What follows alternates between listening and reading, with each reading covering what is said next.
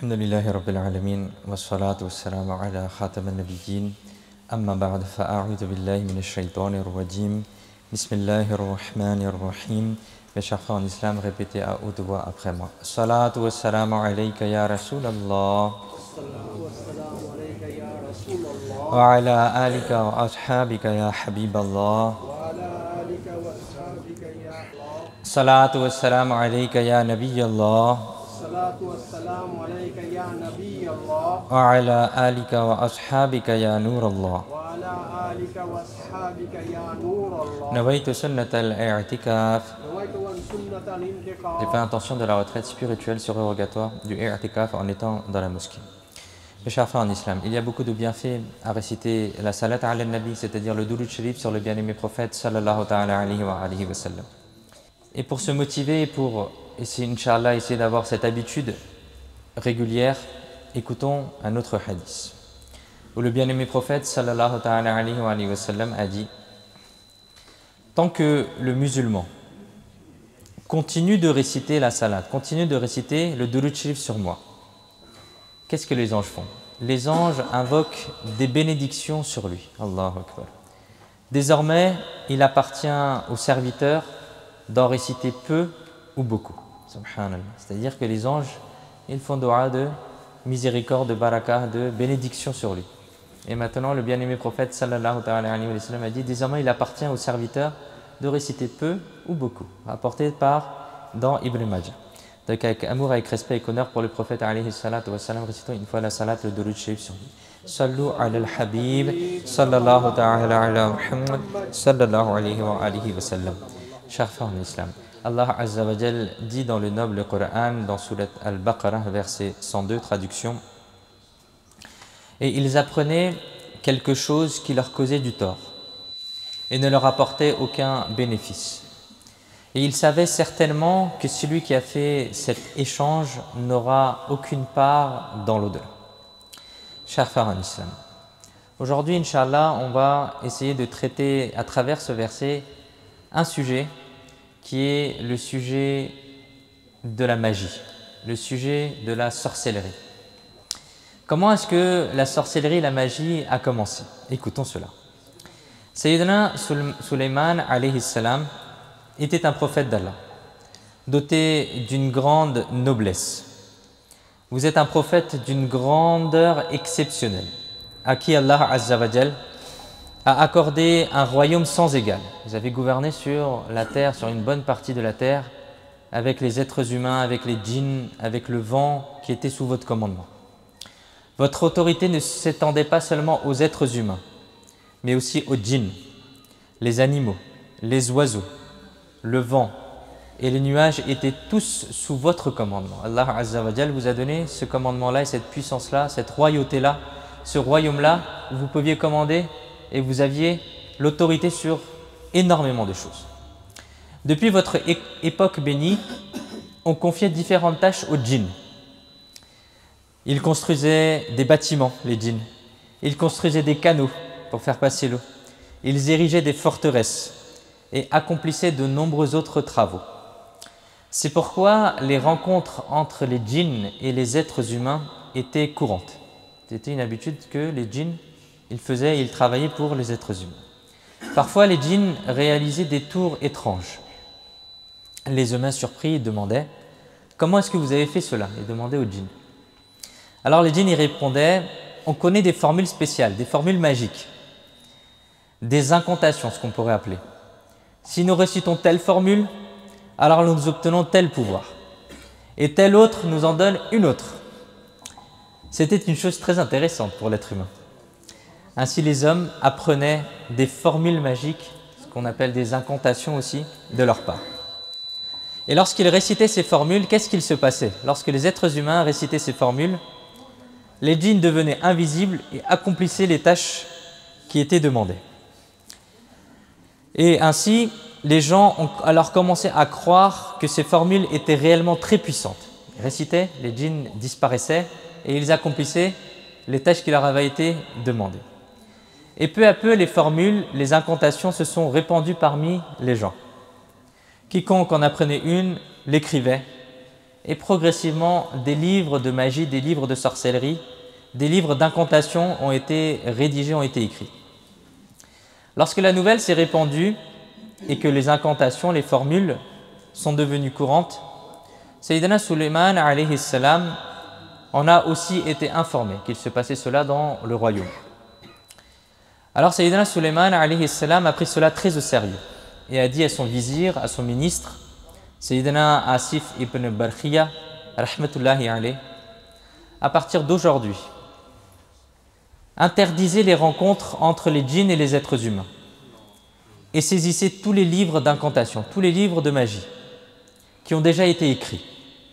Alors sur ordre royal, parce que Sayyidina Sulayman alayhi salam était aussi un prophète et aussi un roi, tout cela s'est arrêté. L'exécution a été immédiate, tous les livres d'incantation de magie ont été rassemblés et Sayyidina Sulayman alayhi salam a fait creuser une fosse, un trou sous son trône pour y faire ensevelir, pour faire enterrer tous les livres de magie, tous les livres d'incantation et de sorcellerie. L'affaire était réglée. Un mal qui se répandait a alors disparu. Lorsque Sayyidina Sulayman alayhi salam a quitté ce bas monde, les djinns ont ensuite été libérés. Ensuite, Shaitan est venu voir les gens sous différentes apparences humaines. Et pour les égarer, les shayatines, les démons, qu'est-ce qu'ils ont dit? Ils ont dit, savez-vous comment Sayyidina Sulayman alayhi salam a obtenu une royauté aussi grande? Il dirigeait tout sur terre.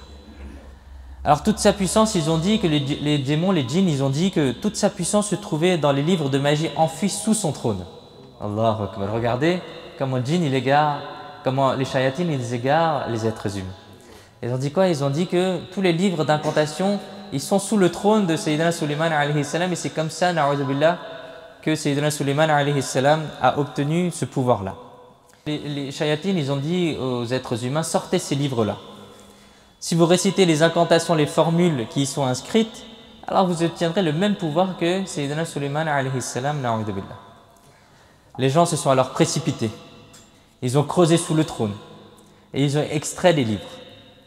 Des incantations qui contenaient des phrases contenant du shirk, du polythéisme, ainsi que des paroles de kufr, c'est-à-dire de mécréance, ont commencé à être récitées par les gens. Peu à peu, ces mal s'est à nouveau répandu. Ils ont délaissé la Taura et la noble Zabour, les psaumes, et tout le peuple s'est entièrement consacré à la magie et à la sorcellerie. Avec le temps, au fil des générations, il est devenu courant parmi les gens, parmi certaines personnes, de dire que Sayyidina Sulayman alayhi salam n'était pas un prophète, mais un roi magicien ma'adallah, qu'Allah azza wa jal nous en préserve. C'est-à-dire que les gens ils ont commencé pas à dire que Sayyidina Sulayman alayhi salam était un prophète et que tout son pouvoir venait d'Allah, mais ils disaient que c'était des incantations et des formules, na'udhu billah, que Sayyidina Sulayman alayhi salam récitait et c'est par cela qu'il est devenu un roi. Jusqu'à l'arrivée de notre bien-aimé prophète sallallahu ta'ala alayhi wa sallam, il était ainsi généralement admis par certaines personnes que Sayyidina Sulayman alayhi salam n'était pas un prophète.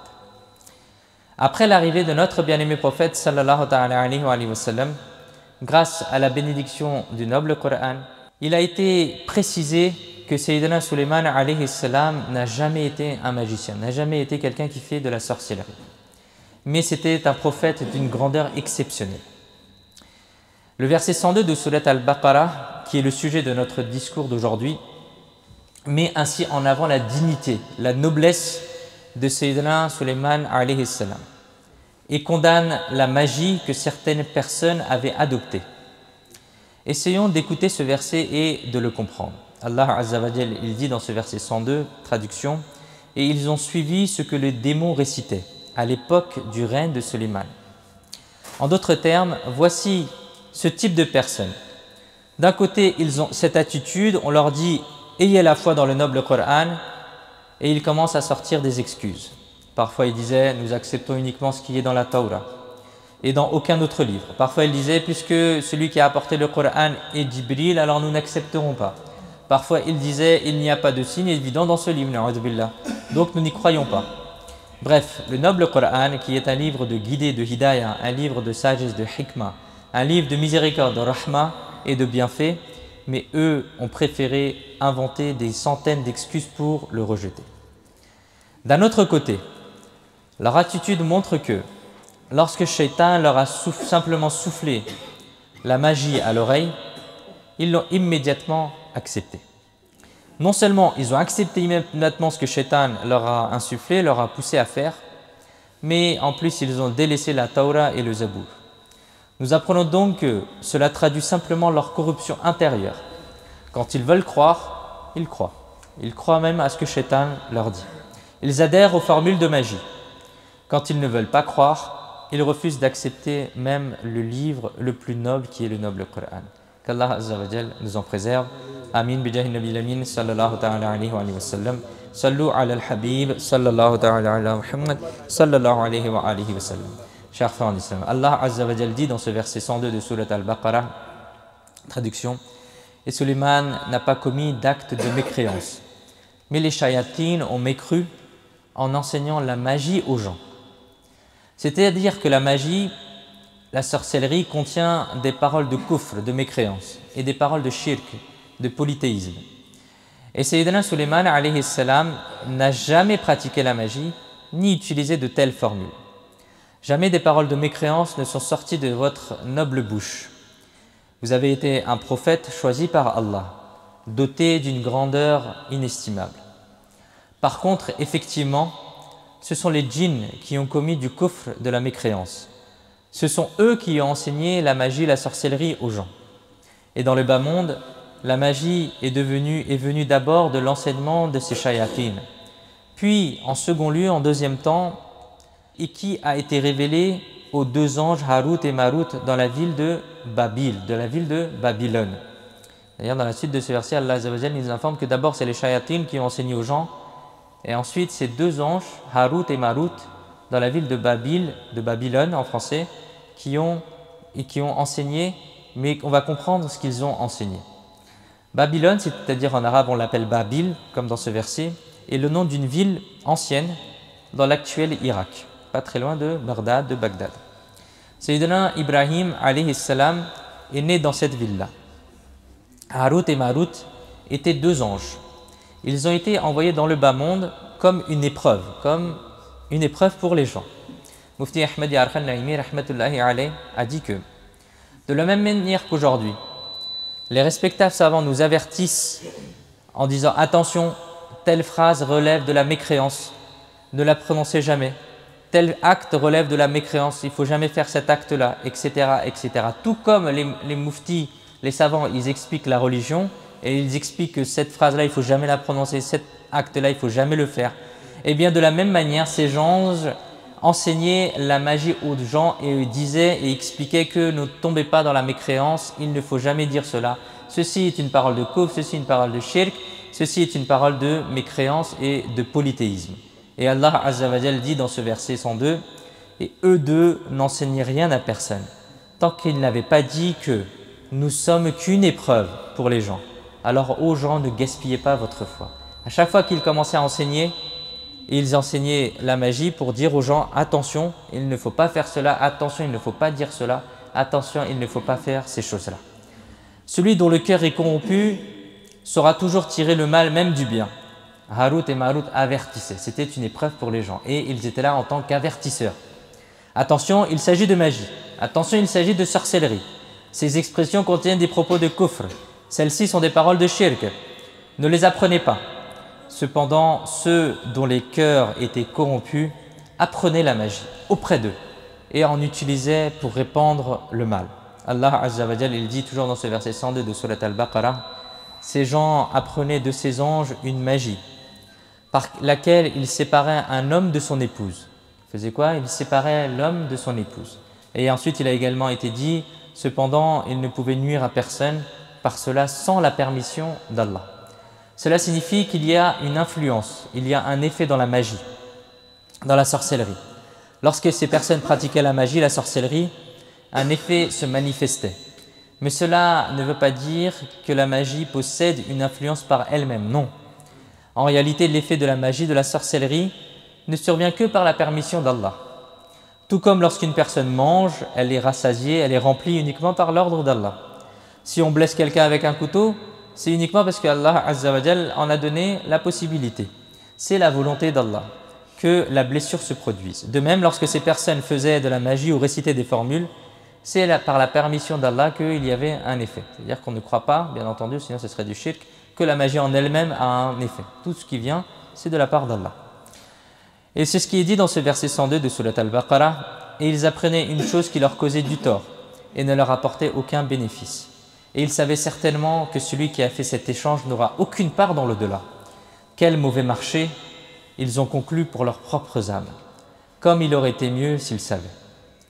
Ceci met en lumière la perversité de ces gens-là et la façon dont ils ont sombré dans le malheur. Ils apprenaient la magie, ils apprenaient les formules pour faire de la sorcellerie qui sont entièrement nuisibles et n'apportent aucun bénéfice, alors même qu'ils en avaient reçu l'interdiction. Les anges Harut et Marut n'ont pas arrêté de leur dire « Ne l'apprenez pas, cela contient du kufr, cela contient du shirk ». Malgré tout, ils persistaient à l'apprendre. Maintenant qu'il est dit que le noble Coran est un livre de guidée, de sagesse, d'exhortation et qu'il faut y apporter la foi, alors ils ne s'en approchent même pas. Hélas, quelle chose terrible ils ont choisi en échange de leurs âmes. Ils se sont rendus eux-mêmes dignes de l'enfer. Allahu Akbar. Chers frères en islam, ce verset sacré nous offre de nombreux enseignements. Essayons d'abord de comprendre uniquement 2 points aujourd'hui, Inch'Allah. Le premier point, c'est que nous devons toujours chercher à apprendre ce qui est bénéfique pour nous. Apprendre des choses inutiles n'est pas une qualité, c'est même néfaste. Regardons, ces personnes apprenaient la magie et il leur a été dit à leur sujet « Il n'aura aucune part dans l'au-delà ». C'est une parole très grave et qui doit susciter la crainte. Ceux qui apprenaient la magie et provoquaient la corruption sur terre, par son biais, n'auront aucune part dans l'au-delà. C'est-à-dire la vie qui est éternelle, ils n'auront rien pour cela. Nous apprenons donc que tout savoir n'est pas forcément vertueux, n'est pas forcément une bonne action de l'apprendre. Certains savoirs peuvent être nuisibles. Le prophète d'Allah, Sayyidina Isa alayhi salam, a dit « Il existe de nombreux arbres dans le bas monde. » Réfléchissons à la hikmah de Sayyidina Isa alayhi salam. Sayyidina Isa alayhi salam, il dit « Il existe beaucoup d'arbres dans ce bas monde. Pourtant, tous les arbres ne donnent pas de fruits. Et parmi ceux qui donnent des fruits, tous ne sont pas sucrés, tous ne sont pas comestibles. Il en va de même pour la connaissance. Toute connaissance n'est pas bénéfique. Certaines peuvent même être nuisibles. Allahu Akbar. Chers frères en islam, nous devons nous éloigner des connaissances inutiles, que ce soit sur notre téléphone, que ce soit avec les gens, que ce soit en discutant avec les gens. Il existe tant de choses vers lesquelles les gens sont attirés, mais dont l'apprentissage n'apporte aucun bénéfice. Par exemple, apprendre les rythmes et les notes des chansons. En quoi est-ce profitable? En quoi est-ce profitable d'apprendre les chants et les rythmes des musiques? En réalité, celui qui l'apprend se retrouve absorbé par la musique et finit par subir des conséquences très négatives en plus des péchés qui sont dans la musique. Les gens lisent des romans, des magazines, des histoires futiles. On n'y apprend rien. Il n'en ressort rien. Tout cela est purement inutile. De même, certaines personnes apprennent divers types d'acrobatie, alors que cela n'apporte aucun avantage. Il y a d'un côté la magie et d'un autre il existe des tours que certains pratiquent uniquement dans le but d'appâter les gens, dans le but de donner de l'illusion. Il est clair que cela aussi est inutile. Il n'est pas nécessaire d'apprendre cela. Il existe même des cours que certains prennent qui sont très chers parfois pour apprendre des tours de magie, pour apprendre des choses, pour donner de l'illusion. Mais à quoi bon? À rien. C'est simplement une perte de temps. Un jour, un homme s'est présenté à la cour du calife Haroun al-Rachid et a demandé l'autorisation de montrer ses talents. Le calife Haroun al-Rachid, qui était un savant aussi très pieux et un gouverneur très pieux, lui a accordé l'autorisation. Il a dit « Vas-y, montre-moi qu'est-ce que tu sais faire ». Alors la personne, elle a planté une lance par terre. Et il s'est mis très loin et il a commencé à jeter une autre lance. La deuxième lance qu'il a lancée a traversé la première lance. Et après, tout le monde s'est étonné du talent que, waouh, qu'est-ce qu'il a pu faire? D'aussi loin, il a pu lancer une lance ou une flèche et il a pu traverser la première. Franchement, c'était super. C'était quelque chose d'inhabituel. Alors, le calife Haroun al-Rachid a donné une récompense. et a aussi prononcé une peine. Alors les membres de la cour, très étonnés, ils ont dit en même temps on donne une récompense, en même temps on le punit, pourquoi? Le calife a répondu que je donne 10 dinars en récompense et en même temps 10 coups de fouet à cette personne. La récompense est due au fait qu'il est très intelligent et qu'il a travaillé dur et fait beaucoup de pratiques pour en arriver là. Mais il a utilisé son intelligence et ses efforts pour une chose futile. C'est pourquoi il mérite aussi une peine de 10 coups de fouet. Allahu Akbar. De la même manière, mes chers frères, l'astrologie, certains vont l'utiliser et dans une mauvaise manière. On va faire l'horoscope, on va faire des choses comme ça, etc. Ce qui est complètement interdit. La charia a également interdit l'apprentissage de la magie, de la sorcellerie. De même, certaines sciences sont certes bénéfiques, mais elles ne le sont pas pour tout le monde. Par exemple, le ilm al-kalam, et si on rentre dans le détail de cela, alors ce n'est pas pour tout le monde, mais les gens de la masse ne doivent pas rentrer dans les subtilités de cette science. Et pour le public, il est simplement préconisé d'apprendre et de croire aux croyances clairement énoncées dans le Coran, dans les hadiths, dans les ouvrages des respectables savants, et c'est tout. Il en est de même pour la philosophie ancienne, qui contient de nombreux propos de kufr, de mécréance. Son apprentissage n'est pas permis au grand public. De même, il existe de nombreuses autres sciences qui ne sont pas bénéfiques pour tous. Par conséquent, nous devons veiller à n'apprendre que ce qui est bénéfique pour le bas monde et l'au-delà, et éviter ce qui est inutile, car cela est préférable. Un savant religieux a même dit que même si une chose inutile est gratuite, il ne faut pas la prendre car elle occupera inutilement de la place dans ton cœur. Par conséquent, n'apprenons pas un savoir qui n'est pas bénéfique. Il occupera uniquement de la place et inutilement de la place dans notre cœur. À la place, apprenons un savoir utile et décorons notre cœur avec et nous en tirerons un bénéfice certain, Inch'Allah al-Karim. Notre guide, notre maître et notre noble bien-aimé prophète sallallahu alayhi wa sallam faisait cette invocation-là. Allahumma inni a'udhu bika min ilmin la yanfa. Ô Allah, je cherche refuge auprès de toi contre une science qui n'apporte aucun bénéfice. Et dans un autre hadith, il nous a été ordonné de demander à Allah un savoir bénéfique et chercher refuge auprès d'Allah contre un savoir qui ne profite à rien. Ceci est un enseignement pour nous, alhamdulillah. Nous faisons déjà des invocations de ce type-là. Et à partir d'aujourd'hui, ajoutons également ces deux types d'invocations-là. Rabbi zidni ilman nafi'a. Allahumma inni a'udhu bika min ilmin la yanfa'. Ou Allah, augmente mon savoir utile, mon savoir qui est bénéfique. Et Allah, je cherche ta protection contre un savoir qui ne sert à rien. Sallu ala al-habib, sallallahu ta'ala ala Muhammad, sallallahu alayhi wa sallam. Ceci était le premier enseignement que l'on tire de ce verset, qu'il faut apprendre la science qui est utile et s'éloigner des choses qui nous sont inutiles, des choses qui nous sont futiles, que ce soit sur notre téléphone, que ce soit dans nos conversations, que ce soit avec nos rencontres avec les gens. La deuxième leçon que nous pouvons tirer de ce verset sacré est que la magie, la sorcellerie est extrêmement nuisible. Nous ne devons en aucun cas l'apprendre, ni jamais nous engager dans cette pratique. Écoutons un extrait d'une fatwa de Darul Ifta, Ahl Sunnah, des savants et des muftis de Da'wat Islami à Karachi au Pakistan. Les muftis disent que la magie noire est interdite et haram. Et elle comporte même des paroles de kufr, de mécréance. C'est pourquoi pratiquer ou faire pratiquer la magie noire est strictement interdit et complètement haram. C'est un grand péché et cela est une cause d'entrée en enfer. Si la magie contient une quelconque parole de kufr, de mécréance, celui qui le pratique devient mécréant. Et la personne qui fait pratiquer la magie, si elle participe de quelque manière que ce soit à ces actes de mécréance, sort également de l'islam. L'imam Hakim a rapporté dans le Mustadrak que notre chère mère, bien-aimée des musulmans, Ummul Mu'minin, Sayyida Aisha Siddiqa Tayyiba Tahira radiyallahu ta'ala anha, a rapporté que après le décès apparent du bien-aimé prophète sallallahu ta'ala alayhi wa sallam, une femme est venue me voir en vous cherchant.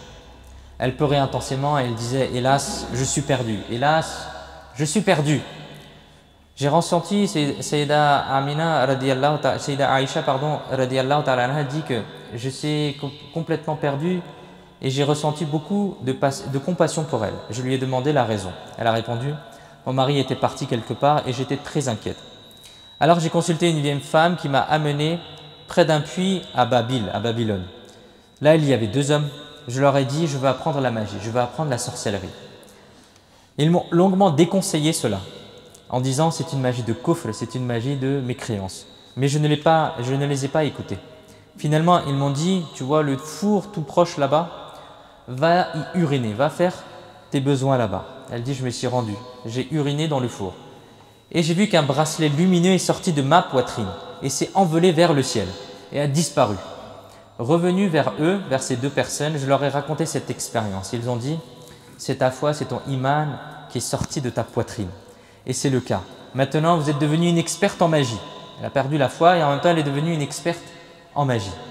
Cette femme a dit, Ummul Mu'minin, depuis ce moment-là, je suis devenue tellement experte en magie que lorsque j'enterre une graine dans la terre et que je prononce une formule, elle germe aussitôt. Elle donne même des fruits, mûrit et devient de la farine même. Cependant, je suis très honteuse que mon iman, que ma foi ait quitté mon cœur. Je suis venue demander une solution au bien-aimé prophète sallallahu ta'ala alayhi wa sallam. Alors Sayyida Aïcha radiyallahu ta'ala anha a dit, le bien-aimé prophète sallallahu ta'ala alayhi wa sallam nous a quittés. Donc interrogez plutôt les honorables compagnons alayhim wa ridwan. Alors cette femme s'est rendue auprès des honorables compagnons alayhim wa ridwan, leur a exposé son problème et ils ont répondu que abandonnez la magie. Si vos parents sont vivants, servez-les, mettez-vous à leur service. La lumière de votre iman, de votre foi reviendra. Allahu Akbar. Chers frères en islam, méditons sur ce récit plein d'enseignements. Il nous montre d'abord le mérite des parents. C'est grâce à la bénédiction du service rendu aux parents que l'on reçoit la lumière de la foi. Et la foi est déjà présente, celle-ci s'accroît. Ensuite, regardons la gravité de la magie. Celui qui apprend la magie se voit retirer la lumière de la foi de son cœur, qu'Allah Azza wa Jal nous préserve de ce mal. C'est-à-dire que pratiquer ou faire pratiquer la magie et qu'il nous accorde des préoccupations de préserver la sécurité de notre iman. Chers frères en islam, 4 hadiths condamnant la magie. Écoutons cela. Dans le recueil de Tirmidhi, il existe un noble hadith dans lequel le bien-aimé prophète sallallahu ta'ala alayhi wa sallam a dit « La peine du magicien est un coup d'épée ». C'est-à-dire que juridiquement, selon la loi islamique, la peine du magicien, c'est lui donner la peine de mort. Mais par contre, évidemment, cela est dans la charia, mais ce n'est pas à nous de prendre en main la sentence. C'est à un tribunal, c'est aux autorités compétentes de donner des sanctions. Et seule la justice et les autorités compétentes peuvent appliquer une peine. Il a rapporté un autre hadith où il est dit que Allah Azza wa Jal ne portera pas son regard de miséricorde le jour du jugement sur celui qui ne donne pas la zakat, celui qui mange le bien des orphelins, celui ou celle qui pratique la magie et le traître. Un troisième hadith où il est dit que dans le musnad de l'imam Ahmad, 3 catégories de personnes n'entreront pas au paradis. Celui qui est habitué à l'alcool, celui qui rompt les liens de parenté, c'est-à-dire qui ne s'occupe pas de la famille, qui coupe les liens de famille, celui qui croit à la magie. Et le dernier prophète d'Allah sallallahu alayhi wa sallam a également dit que les grands péchés sont au nombre de 7. Associer quelqu'un à Allah, être désobéissant envers ses parents, la fornication, la magie, consommer des intérêts usuraires, manger les biens de l'orphelin, etc. Chers frères en islam, voici quelques points importants à comprendre à propos de la magie. Avant tout, gardons à l'esprit qu'il y a bien un effet dans la magie. Ce n'est pas la magie qui soit dénuée de toute réalité, elle en a une. Et il est nécessaire d'en reconnaître l'existence, car le noble Coran en parle. Effectivement, tout comme la nourriture ne rassasie que par la volonté d'Allah, la magie aussi a un effet que par la volonté d'Allah. Maintenant, il y a une différence entre la magie et les miracles.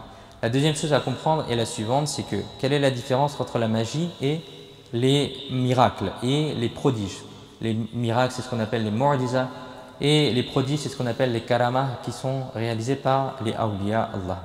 Il faut comprendre que la magie, c'est quelque chose que n'importe qui peut faire. La magie, c'est des formules, c'est apprendre quelque chose. Tandis que les karamas et les mu'jiza, les miracles et les prodiges, c'est un don d'Allah à qui Allah Azza wa Jal le donne. Ce n'est pas quelqu'un qui va pratiquer et qu'il va avoir une karama. C'est quelque chose qui est donné par Allah. Sallu ala al-habib, sallallahu ta'ala ala Muhammad, sallallahu alayhi wa alihi wa sallam. Pour terminer, apprenons juste une règle de charia. Seul un objet d'1 pied et demi de long et de l'épaisseur d'un doigt peut servir de sutra. Sutra, c'est ce qu'on met quand quelqu'un prie et qu'on veut passer devant, on va poser un objet devant lui. Dans la charia, on ne peut pas mettre tout et n'importe quoi devant la personne. Il a été constaté que certaines personnes vont poser une chéchia, un bonnet, une casquette, n'importe quoi devant la personne qui prie. Et cela n'est pas autorisé. La règle est que pour qu'un objet soit valable comme une sutra, il doit mesurer au moins 1,5 pied, c'est-à-dire environ un bras, la longueur d'un bras. Il faut qu'il soit aussi grand que ça. Et il doit mesurer au minimum l'épaisseur d'un doigt. C'est-à-dire que si quelqu'un met quelque chose de plus fin que cela, ça ne marche pas. Si quelqu'un met quelque chose de moins grand que cela, alors cela ne passe pas. Et si elle fait cela et qu'elle passe devant la personne, alors cela sera un péché. Qu'Allah Azza wa Jal nous accorde la capacité d'apprendre la science islamique correcte et de la mettre en pratique. Amin. Bijahi Nabi Amin. Sallallahu ta'ala alayhi wa sallam. Sallu ala al-habib. Sallallahu ta'ala ala Muhammad. Sallallahu alayhi wa sallam.